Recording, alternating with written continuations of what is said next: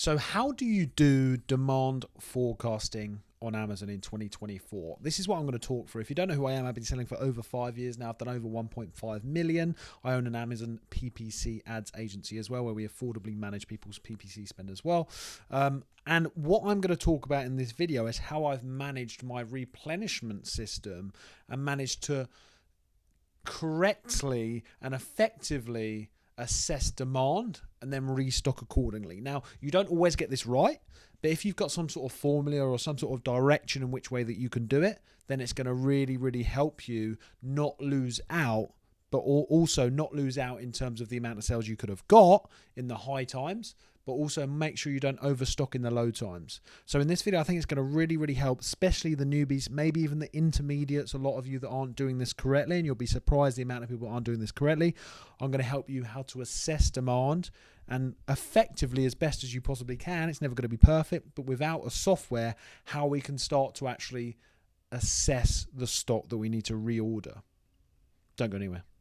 What's happening, everyone? So the first thing that I do when I'm looking for my replenishments or assessing demand for my restocking is look on Sellerboard. Now, you can use Sellerboard. There's a 2-month free link below if you want to try that. If you don't use it, you can use similar tools like Seller Toolkit or whatever tool you use, right? So it doesn't have to be this software, but whatever software you want to use. This is something that I use. This is the demo account for that. So you'll notice down here, each month, including last month, for example, it shows you the amount of units that you've sold.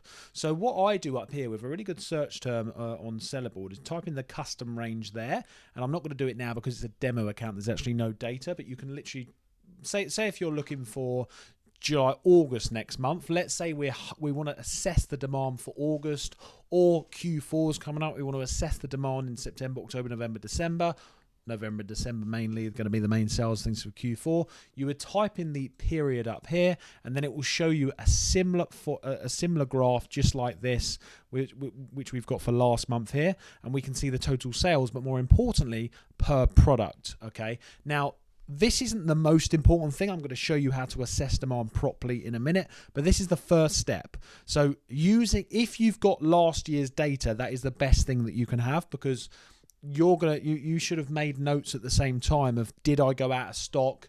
Did I have enough stock? Did I have too much stock? Did I not have enough stock? And then the amount of units here is going to show you how many units you actually sold in that month. So with that data and you knowing, and you should be making notes as you go with this stuff if you've got previous data, whether you had too much stock or not enough stock, then this is the first indicator as to whether how much stock we should get for the following months or for that seasonal peak that's about to come up for you in your business. So that's the first thing I absolutely test. I check Sellerboard to start with. So the first thing I do, as I said, is check if you've got last year's data. That is the number one thing. But that's not always enough, because you might not have last year's data, or even if you have got last year's data, if you went out of stock, then it's going to be hard for you to assess how many more you should actually get. So what we're going to do in this video is now I'm going to show you the forwarded. So what we're going to do is look for the actual below. I use BuyBot Pro for this, right? So let's say you've got a competitor, and that competitor did not go out of stock at Q4, for example, or at Father's Day, or whatever month you're trying to look at the data for where you went out of stock, or you haven't got any data. You can look at the competition. Now down here, by the way, I use BuyBot Pro. You don't have to use BuyBot Pro. It's something I've used for years. I use it. Get a 14-day free trial below if you want. You don't have to use it. I'm not going to say it's the only software. Obviously, it's not. It's just the one that I use and recommend. So let's look at last year's data. So as you can see, this person actually also went out of stock in Q4, right? So we can see the sales went absolutely crazy here because it's dropped down there. This is a very similar to Keeper Graph, by the way, as well, guys. You can use the Keeper Graph for this. As you can see, crazy October, right? And then they went out of stock at around about the 28th of October, right? And their rank in home and kitchen went down to 38,000, 40,000, which means it was getting an incredible amount of sales, guys.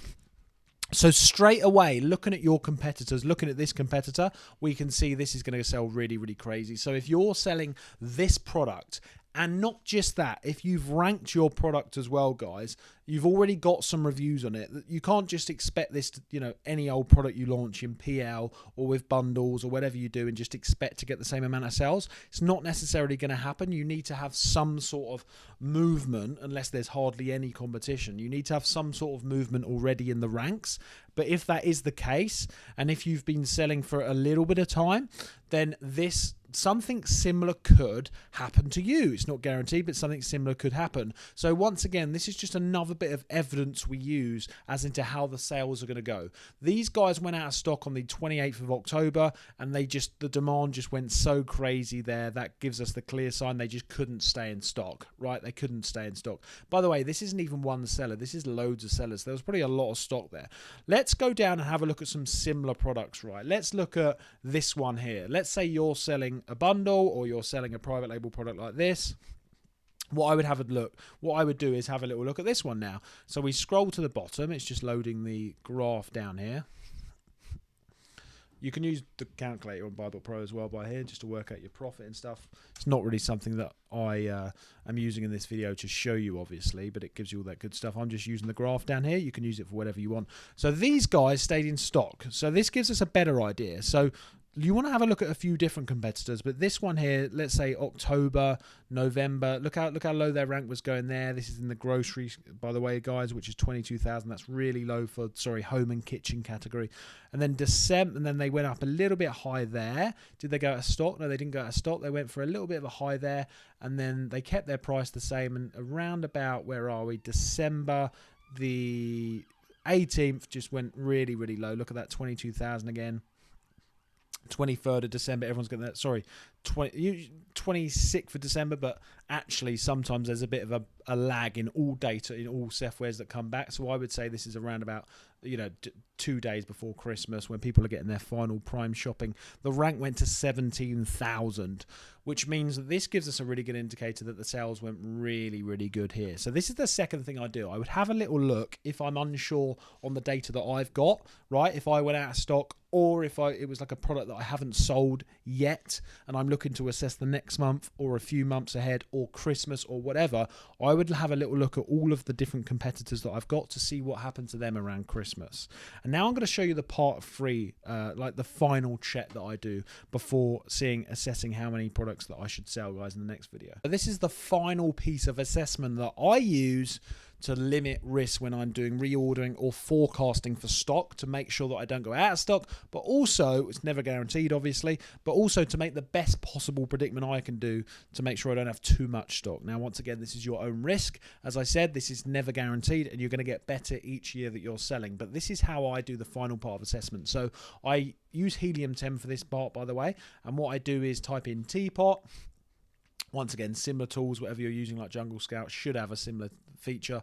I use helium-10. You can get all of the softwares in the links below, by the ways, but I'm not saying use mine, use whatever you want. I click on hide sponsored there, but what I do is go to the search volume up here as well. So type in one of your main keywords or a few different keywords that you are organically ranked for, right? And when I say organically ranked, if you look in Cerebro, you can see where you're organically ranked. So have a little look at that. I've done that in previous videos. I'm not going to do now, but figure out where your most organic keywords are, where you're showing up. Type in a few of them keywords and look at the search volume. Look at the last year. And whatever month you are looking at, you can start to assess the different types of demand. Now, this is going to have a direct reflection. If you are ranked in these keywords, it's going to have a direct reflection on the sales that you're going to incur, obviously, if you're well ranked in these keywords. I hope that makes sense, guys. So if you look at August is generally a bit of a dull for most Amazon sellers. And as you can see, the demand's dropped significantly there to around about 4,684. Now, there's usually a lag in these softwares of, I think, a week or so or something like that, maybe even 2 weeks. So I think this was like the start of pretty much middle of August. This has dropped, this lulls happened here. But notice what's happened in October.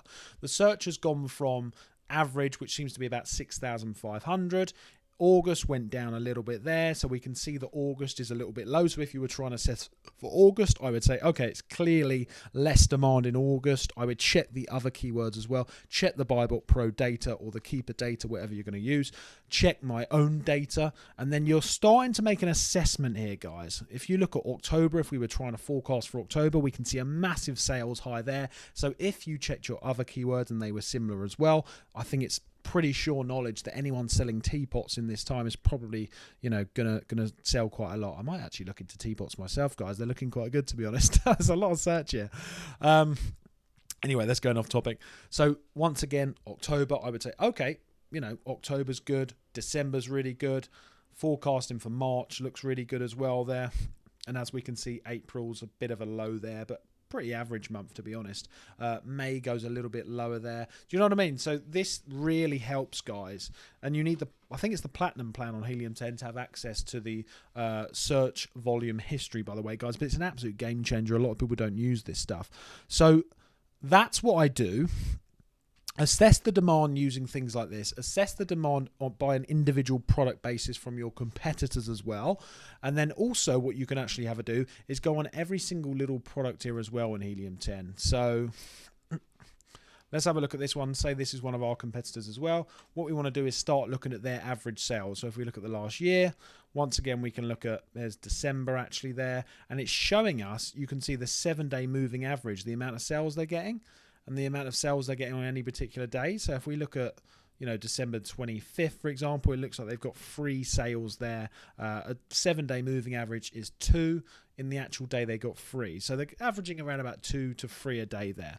But if we look at something like September, the average moving daily average is 1, as you can see there. So we can straight away see the difference. If we look at May, the average day moving is around 6, as you can see.